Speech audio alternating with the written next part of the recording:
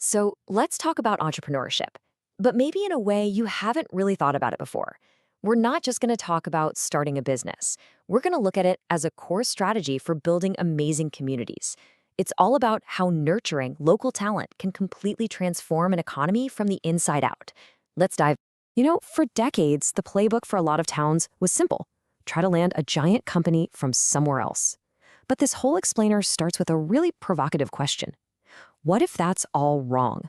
What if the real power for growth is already right there in your community, just waiting to be unleashed? And this really breaks it down, right? On the one hand, you have the old way of doing things, basically big game hunting, chasing that one huge employer. But the new strategy, it's more like gardening. It's about cultivating a whole ecosystem of local businesses that are actually rooted in the community they serve, much more resilient. And this right here is the big idea, the huge mental shift we have to make. We've got to stop thinking about entrepreneurship as a series of one-off things, like a business plan competition here or a Shark Tank event there. Instead, we need to start treating it like essential infrastructure. Just as vital as our roads, our water, our power grid, it's the system that powers opportunity. Okay, so if entrepreneurship is an engine, how does this thing actually work? What makes it go? Let's pop the hood and take a look at the mechanics that actually drive local prosperity. Well, it really boils down to two super important things. First, it turns out that new and young local businesses, we're talking companies under 5 years old, they create almost all of the net new jobs in an economy. It's not the big guys. And second, and this is just as crucial, they keep wealth local. That creates this incredible, powerful cycle of reinvestment right back into the community. A key concept to understand here is something called the dollar turnover rate. Now, don't let the name scare you. It's actually pretty simple. Think of it as a measure of how sticky money is in your town. When you buy something from a local shop, that dollar doesn't just vanish. Nope. It pays a local employee, who then goes and buys a coffee down the street, and that cafe then uses that money to buy supplies from another local business. The more times that dollar bounces around town before it leaves, the healthier your local economy is. All right, so that's the what and the why. But the next logical question is, how? How do you actually build this engine? Well, the good news is there's a practical, proven blueprint for doing it. And it's not some magic trick. It's a real, step-by-step process.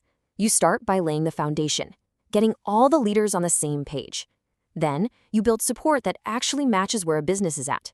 Because an idea on a napkin needs something very different than a company ready to scale, right?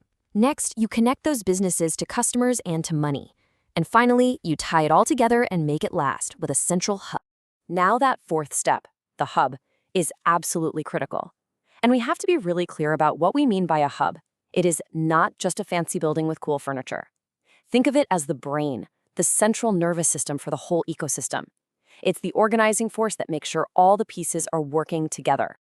So what does a good hub actually do? Well, it's the obvious front door for any founder who needs help. It's the place that coordinates all the partners so they're collaborating instead of competing. It holds everyone accountable by actually tracking results. And crucially, it connects entrepreneurs to real local problems that need solving.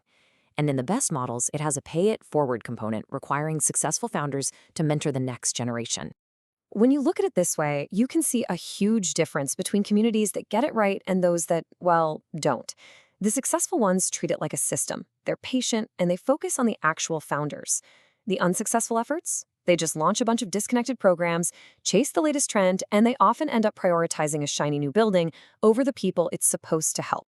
And this is where it gets really amazing, because when a community really nails this, the benefits go so far beyond just the economy. It creates this incredible ripple effect that strengthens the entire social fabric of a place. Okay, first ripple. You actually see a drop in the need for social spending. When more people have good jobs and a chance to build their own wealth, fewer families need to rely on public assistance. It's not about cutting safety nets. It's about building a trampoline of opportunities so fewer people fall in the first place. Second, and this is huge, neighborhoods get safer. It makes sense, right? When people have legitimate ways to earn a living and find purpose, desperation goes way down.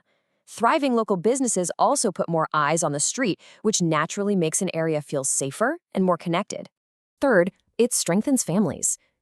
Stable income, the chance to own something of your own, that creates more stable homes.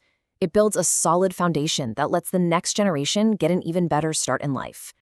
And maybe the most profound impact of all is that this approach restores dignity.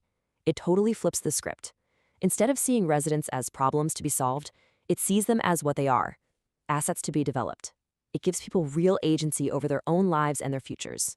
So you see how this all connects? It's a virtuous cycle. It's a feedback loop of positivity. Economic growth brings social stability.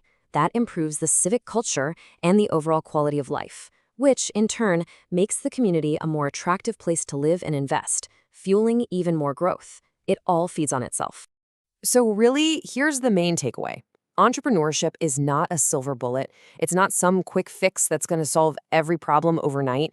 But when you approach it as a long-term, systematic strategy, it becomes an incredibly powerful mechanism for building a community that can truly last. And that leaves us with one final thought. You don't have to boil the ocean to get started. Just think about your own community, your own neighborhood. What's the one resource? Maybe it's a person, maybe it's a policy, maybe it's just a connection that could be better aligned tomorrow to support the entrepreneurs right where you live.